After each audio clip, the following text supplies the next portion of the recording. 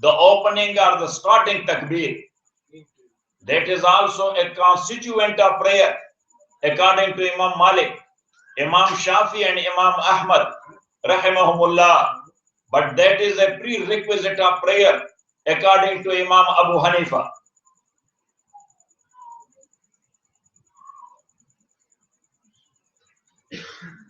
But now, according to Hanafites, are the followers of Abu Hanifa, rahmatullahi alayh, there are a few things attached. Number one, time. So look at me, for example, Zohar time is accurately entering 1 o'clock. What? 1 o'clock. So it means if you said your takbir tahrima 1 minute before time, it is not done. It is not done. So you have to say that takbir tahrima in time. After that, the time entered. Got it? Even though you said it before time, Allahu Akbar, now the remaining prayer you prayed in time, but your takbir tahrima, so that is just like as you put the foundation in air and then you are going to build up a building. Got it? It will work? Got it? Yes. So number one, that you have to say that takbir in time. So now, for sure, when the time is conditioned, so the knowledge about time is must as well. One has to know that when the time starts. One has to know when the time starts. So now the thing is, look at me, that even though the time started and you said takbir, but you were not aware of that this was the time of Zuhr. As long as you did not have the knowledge of time, so again, your takbir is null and void. You know what I'm saying? You are throwing arrows in darkness. You know what I'm saying? Got it? Regarding ibadat, you have to be very much sure and clear. Got it or not? You should write it. In time and the knowledge about time.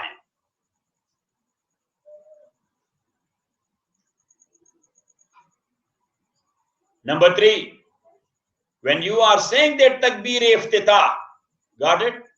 So at that time, your private parts of body must be covered. So now look, if somebody is naked,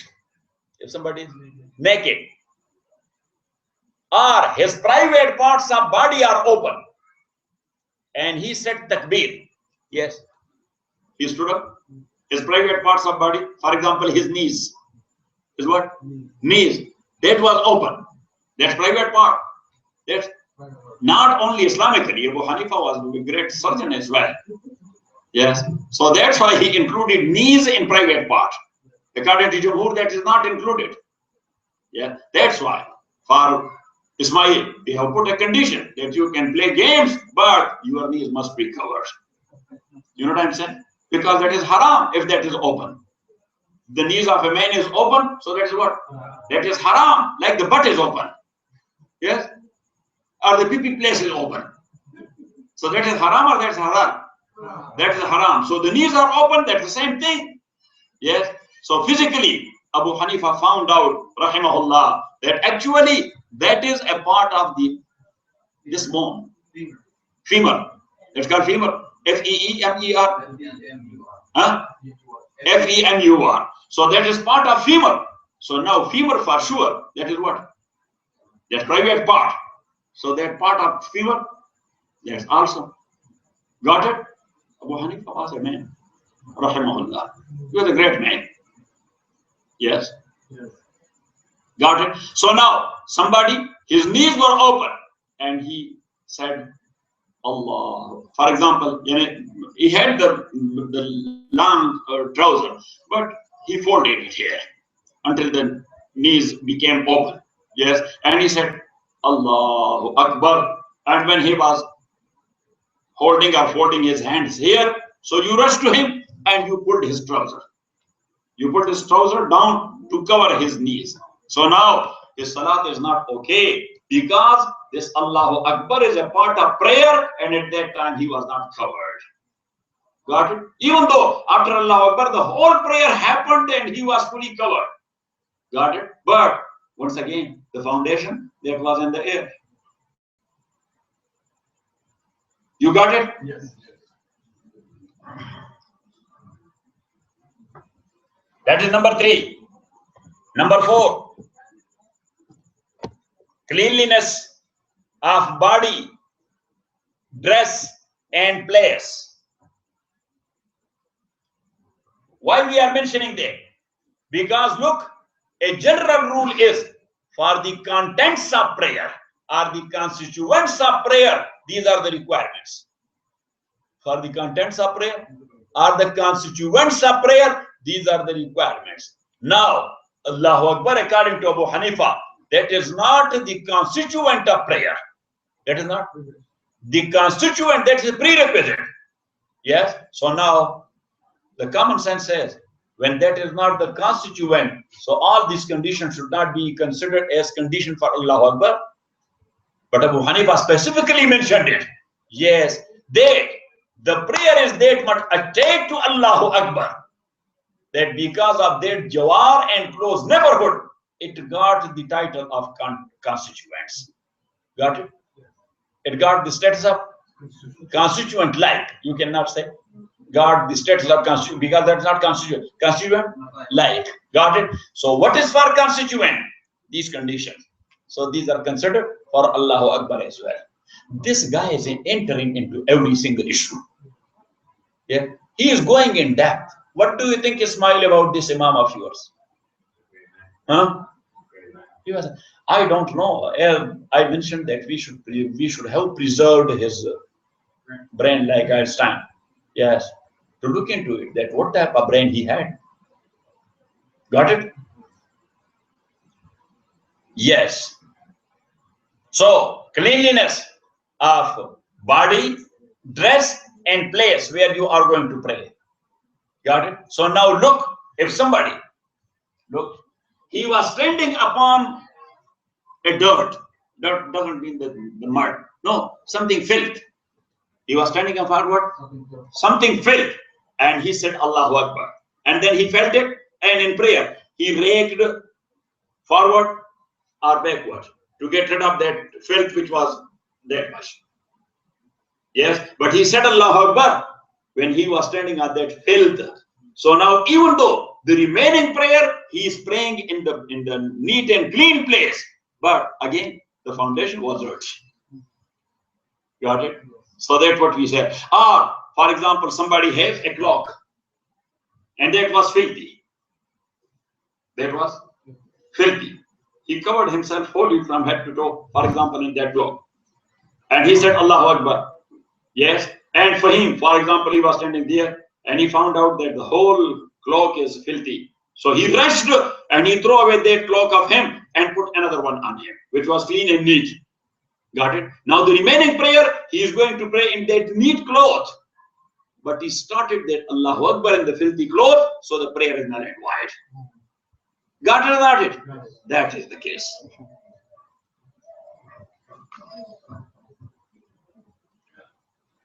Number 5, cleanliness from hadath. H-A-D-A-T-H, hadath. Hadath means being without wudu or being in janaba. So can you pray without wudu? No. When you are in form of janaba, so can you pray that? No. You cannot. So in the same way, you cannot say this takbir in form of without wudu. This is for academic purpose. Practically, that is not practical. Yes, you said Allahu Akbar, so then you will go to the bathroom and then you will make wudu for the remaining prayer, or what? Or somebody will bring a house here. You just make a wudu because you said Allahu Akbar. You know, now you are starting Subhanaka. Now before that you should make your wudu. Yeah. But so we are not in practice now. We are in academic. We are in what? In academic. And in academic, you have to be much more clear. As I told you, a scientist must be a truthful and honest person.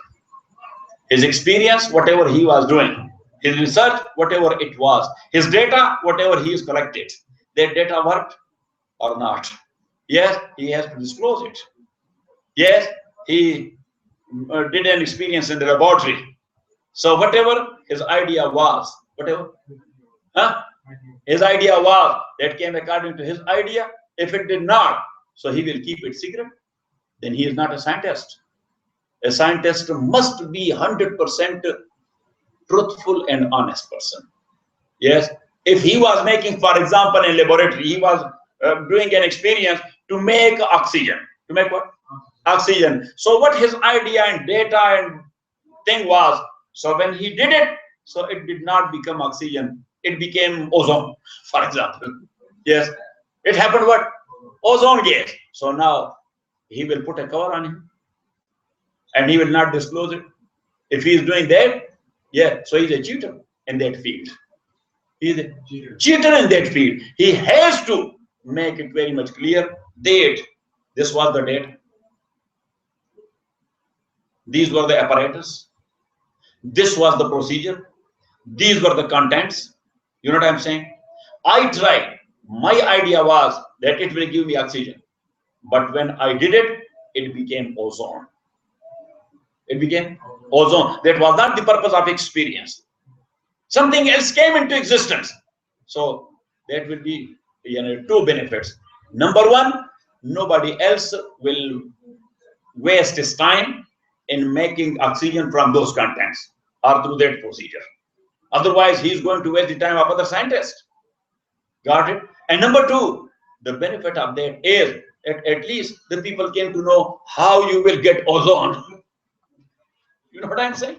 So that's why it is said that that is much for a scientist to be truthful and honest. So what do you think about Mullah then?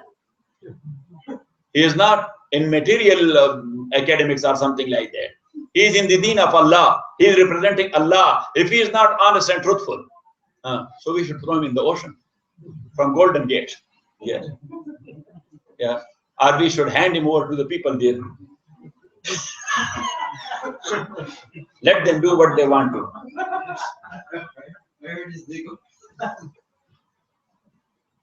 Yes, that is the case. Yes. So that was number 5. Number 6.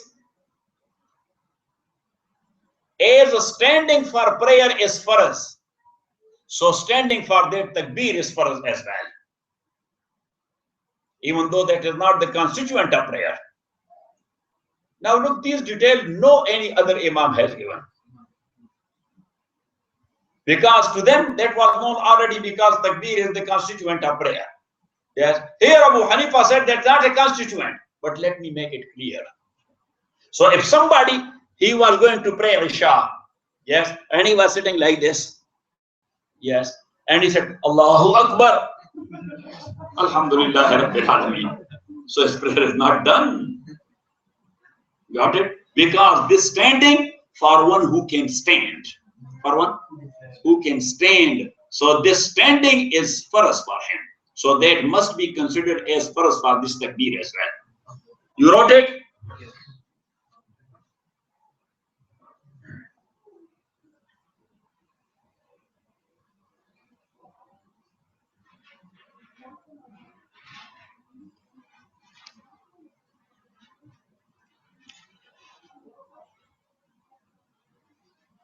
Then with this takbir, intention to follow the imam, that is also must.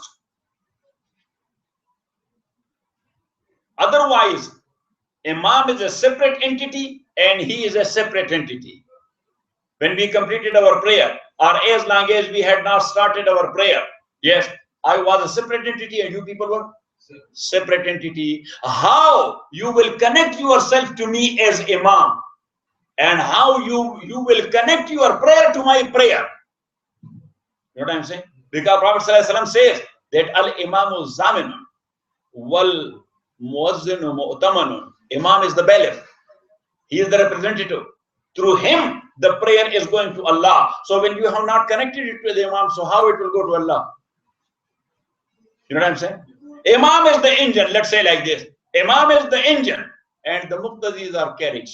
If you are not hooked up the carriage to the engine, yes, even though if that is standing on the same sikkatul hadid and the same railway line where the engine is, but you are not hooked it up. Now the engine started. Yes. So engine will start going towards San Francisco or whatever. Yes. What will happen to the carriage? That will be staying there. That is not connected. So that is intention. Intention that you are behind Imam. Say, that is the hookah. Yes. So Abu Hanifa said, Rahmatullahi alayh, that the Muqtadi must make the intention that I am behind Imam. I am praying behind Imam. Got it or not it? Now, is this must for Imam to make the intention of those who are standing behind him or not? This is another issue. So here, I tried my best to understand the concept of Imam Shafi Rahmatullahi alayhi. Is a great Imam, but I couldn't understand him. In this issue, I couldn't understand him. Otherwise, you know that I am providing the arguments of every single Imam. If they have not mentioned it in their books, I try to find him some argument. Yes, that his means his concept is based upon this arguments. That's what I studied, or what I got through my knowledge, or through my study, or whatever. You know. Now look, we say that the prayer of the Muqtadi mean the follower standing behind. The prayer of the Muqtadi must be connected to the prayer of Imam. Muqtadi must be connected to Imam. So Muqtadi must be connected. If the prayer he is praying, that is not connected to Imam, so then what it means that Muqtadi is connected to Imam? So that's why Imam Abu Hanifa said, Rahmatullahi alayh, the unity of the prayer of Imam and Muqtadi. That Muqtadi is praying the same prayer which the Imam is praying. You know what I'm saying? Imam is praying Salat-e-Zuhr or Salat-e-Asr, let's say. Imam is praying Salat-e-Asr, and somebody had not prayed a Salat-e-Zuhr and he made intention behind Imam for Salat-e-Zuhr. According to Abu Hanifa, prayer is not done. His prayer is not done. There is not oneness between the Imam prayer and the Muqtadi prayer. You know what I'm saying? Wahdatul Salah. That's called what? Wahdatul Salat al-Imam wal-Muqtadi. Yes, that their prayer must be the same one. Their prayer, number one. Number two, yes, as you know, that Imam Shafi Rahmatullah alayh, he is of the view that if somebody is praying Nafal, he's praying Nafal, and somebody else has not prayed his Farz yet, so they come and they stand behind him and say, Allahu Akbar. He makes intention for Farz and he is praying Nafal. Yes, so to me that is just like putting the engine behind the carriage. You are not starting the engine and you are telling the carriage that pull yourself and the engine as well. Got it? Yes, regarding status, Nafal is that weak like carriage that it cannot move itself. It can take itself, but if you will put an engine as a carriage behind it, it will get stuck. Got it? But here, Imam Shafi Rahmatullahi alayhi, he is of the view that the Imam must make the intention of his Muqtadis. As we say behind this Imam in our intention. So he said that in front of these Muqtadis. He has to say or mention in his intention in front of these Muqtadi or leading them in prayer. Got it? So now somebody, he came, he started his individual prayer. He started. He never made that intention that somebody is standing behind him, and you allow people there, just come, whatever your prayer is, just make intention behind it. He has not made the intention. So this is the issue with due respect to Imam Shafi, Rahmatullahi alayh, but I couldn't find any clue of any reasonable argument for this thing, at how it will work. Got it? You got it or not? You understood it? Yes. Once again, with not only one respect, with millions of due respect to Imam Shafi. He is a great Imam.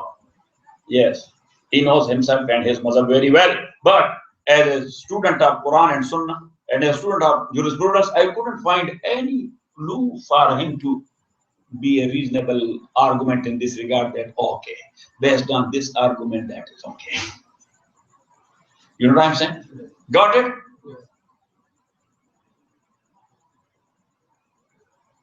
Also, in niyyah, it is must to specify the type of prayer, that this is ada or this is qada.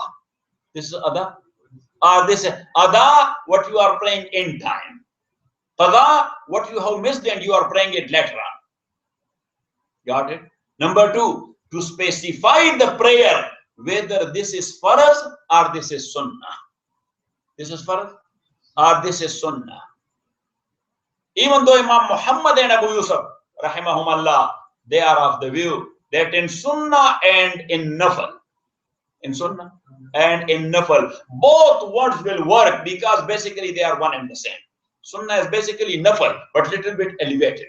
Little bit elevated. So if somebody, he intended, yes, with nafal, and he was going to pray for sunnah of zohar, so he said that's okay. Sunnah is done. Yes, or somebody, he was making sunnah nafal and he made the intention of sunnah. That's okay. His nafal is done. Got it? Got or not it? But in the same way, they have not said that farz and wajib both are one and the same in this regard. You have to differentiate between farz and wajib. So now 4 rakat of farz, that was farz, but 3 rakat of witr, that is witr, that is wajib. That's what? So you have to mention it. So 4 rakat farz, 3 rakat witr, wajib. Got it? Got it or not? Yes.